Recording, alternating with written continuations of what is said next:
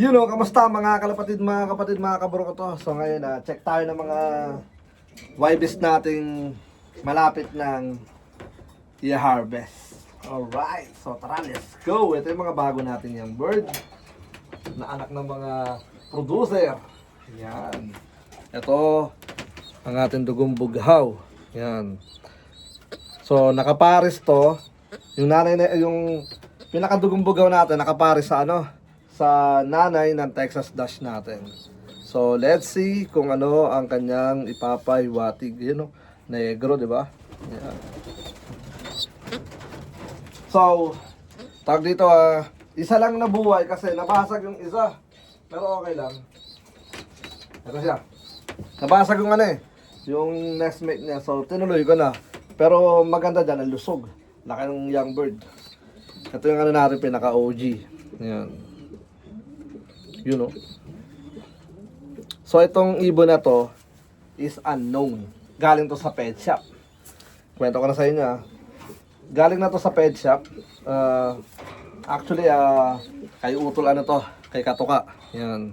Dahil siya yung dumiskarte dito. Yeah. Dahil to, nakaseparate na to. May bibili na ito. Pero tinanong ni Utol doon sa nagbebenta, doon sa pet shop. Sabi may na daw, may nakakuha na. Di pa naman nabili. Sineparate lang at babalikan daw. Ito naman si Utol, nilagay sa basket. Tapos binayaran na, ayun. So, nag-produce sa atin to, grabe. Unang produce na ito sa atin, first place, 2020.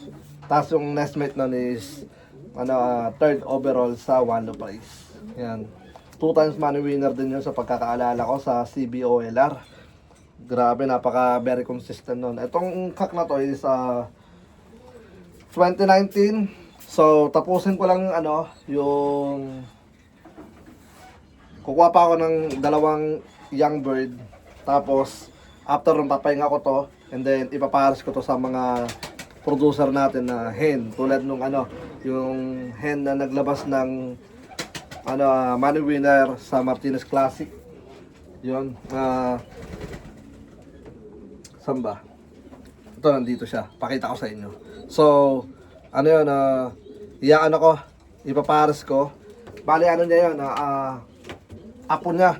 Kasi, anak yun ng mismong anak niya. Alright, tapos ito naman yung hen. Woo! Delikado, pag nakawala, bukas pa naman nun.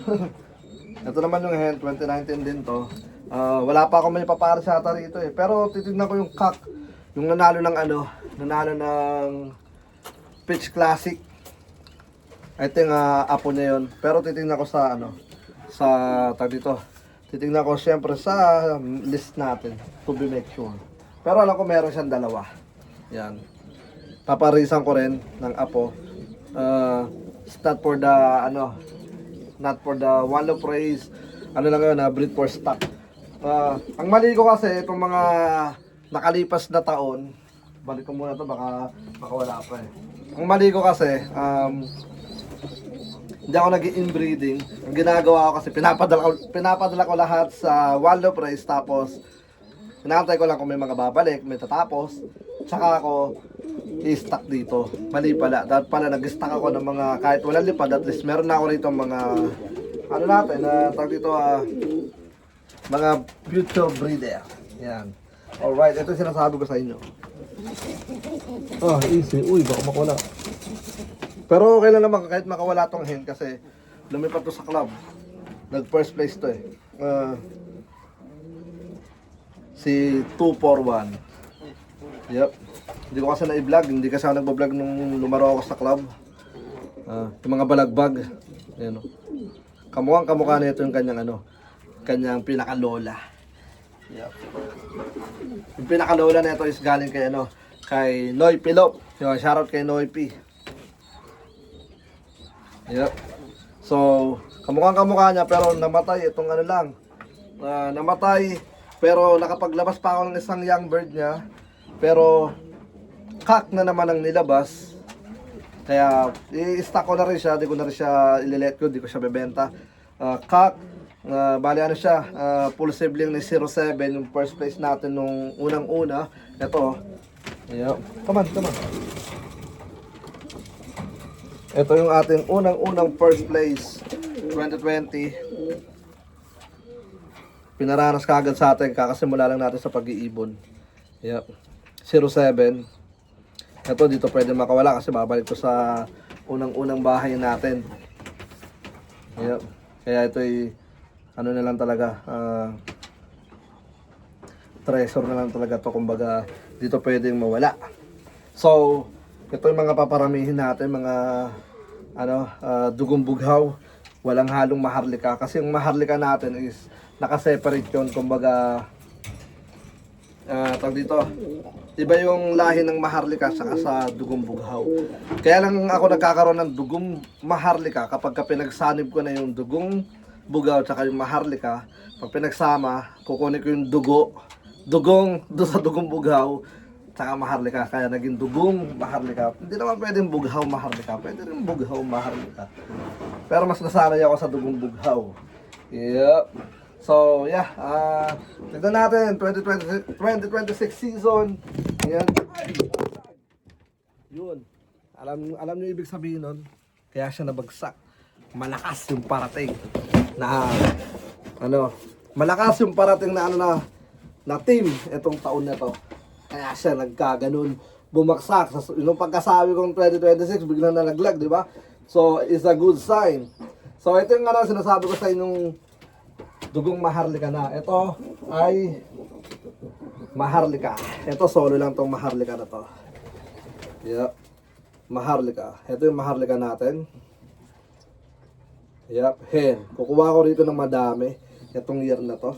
Siguro kukuha ko kung kaya ng 10. Pero ipapayaya. Kasi 2020, so 6 years. Tapos ito naman yung dugong bughaw natin. Come on. May young bird sila, let pa eh. Daan-daan lang po. Grabe, laki. Laki ng katawan, oh. Yeah, ito naman yung nestmate ni 07, yung first place, at ito naman yung third place. Yan, ito yung nag-third place sa One Low Praise. Yep. Grabe lang laki. Naglimlim ka agad. So, kukuha ko nito. Ito talagang ready kahit maka-2 clutch bago ko sila, kukuha ko dyan. Meron na silang, stock dyan, blue check 2. Pero kukuha pa ako. For stock, syempre, nakakadala namatay yung yung nanay na ito mismo. Yan. Yung tatay niya, pinakita ko sa inyo kanina yung unang tuba. Yeah. So, yeah. Ito yung bugaw, saka yung si maharlika. Kasi yung anak na nila yung nagiging dugong maharlika. Yan. Kasi, itong unang nilabas nila, yung pinagpares ko itong dalawang yan.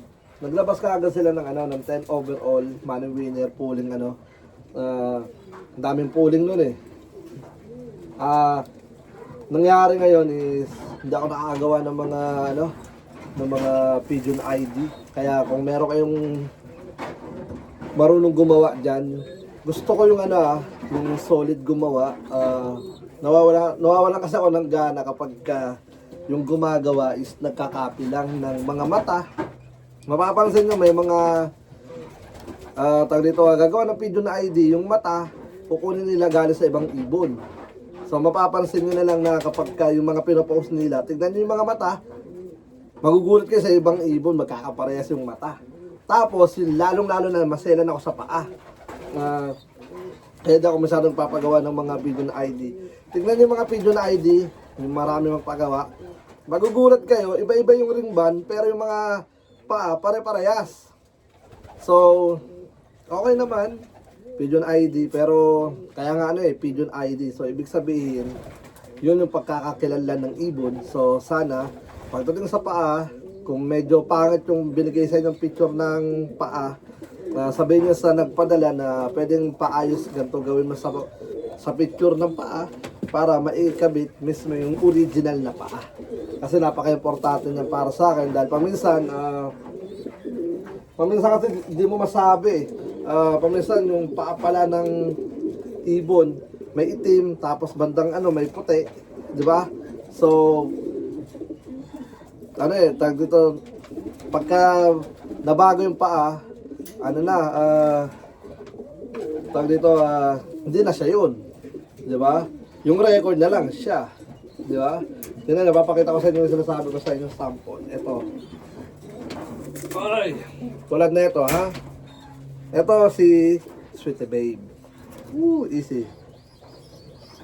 Ito. Tingnan niyo yung paa niya. Di ba? May itim sa gitna, tapos may puti. Sa kabila naman, ganun din. Yan din, di ba? Papansin niyo, di ba?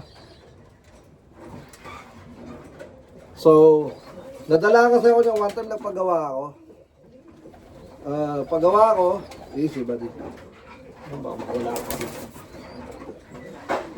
Nagpagawa ako one time, tapos nagulat ako, pinagmasdan ko pa, sabi ko, tol, bakit yung isang mata na ito, yung eye sign, parehas sa kabila? Tapos yung paa, sabi ko, bakit nawala yung kuko, yung puti, naging itim. Sabi niya, tol, kasi ano, bla bla bla bla bla. So, simula nun, nawalan ako ng gana. Kasi kaya nga Pigeon ID, di ba? Pigeon ID, so ibig sabihin, yun yung pagkakakilanlan ng ibon. Tama yung record, but, yung ano, yung mata, gulat ako, yung mata,